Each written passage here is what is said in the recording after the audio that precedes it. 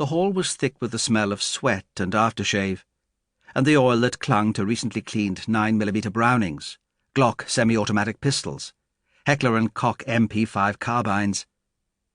Though she'd taken the firearms training course at Lippett's Hill, Maddy herself, like roughly half the officers present, was unarmed.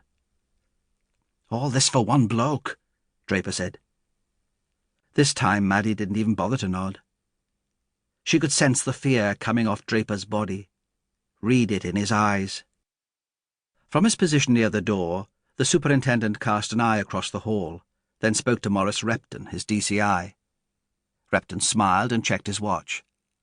"All right, gentlemen," he said, "and ladies. Let's nail the bastard." Outside, the light was just beginning to clear. Maddy found herself sitting across from Draper inside the transit, their knees almost touching. To her right sat an officer from SO19, ginger moustache curling round his reddish mouth. Whenever she looked away, Maddy could feel his eyes following her. When the van went too fast over a speed bump, and he jolted against her, his hand for an instant rested on her thigh. "Sorry," he said, and grinned. Maddy stared straight ahead, and for several minutes closed her eyes, willing the image of their target to reappear as it had on the screen. James William Grant, born Hainault, Essex, October the 20th, 1952. A week then, Maddy thought, of his 52nd birthday. Birthdays were on her mind. Armed robbery, money laundering, drug dealing, extortion, conspiracy to murder, more than a dozen arrests, and only one conviction. Grant had been a target for years. Phone taps, surveillance, the meticulous unravelling of his financial dealings here and abroad.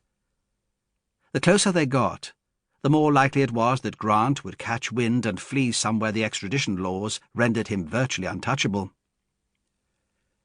"It's time we took this one down," Mallory had said at the end of his briefing. "Way past time." 5 years before, an associate of Grant's, ambitious enough to try and freelance some Colombian cocaine conveniently mislaid between Amsterdam and the Sussex coast, had been shot dead at the traffic lights midway along Pentonville Road, smack in the middle of the London rush hour. After a trial lasting 7 weeks and costing £750,000, one of Grant's lieutenants had eventually been convicted of the killing, while Grant himself had slipped away scot-free. "What do you think?" Paul Draper asked, leaning forward. "You think he'll be there? Grant?" Maddy shrugged. "He fucking better be," the firearms officer said, touching the barrel of his carbine, much as earlier he had touched Maddy's leg. "Feather in our fucking cap, landing a bastard like him." He grinned.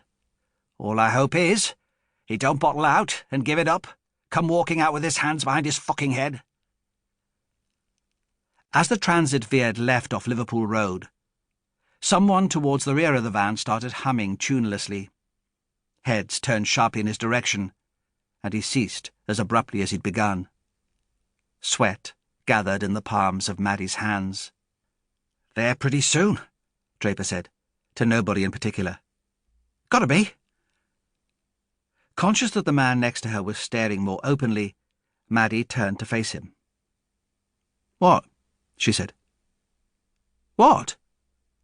The man looked away. Once, after a successful operation in Lincoln, her old patch, a good result, she and this officer, who'd been eyeing her all evening, had ended up with a quick grope and cuddle in a doorway. His hand on her breast, her hand between his legs. What in God's name had made her think about that now? "We're getting close," the driver said over his shoulder.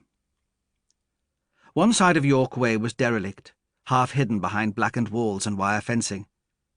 On the other, old warehouses and small factories were in the process of being converted into loft apartments. Underground parking, 24-hour portering, 15-year-old prostitutes with festering sores down their legs and arms.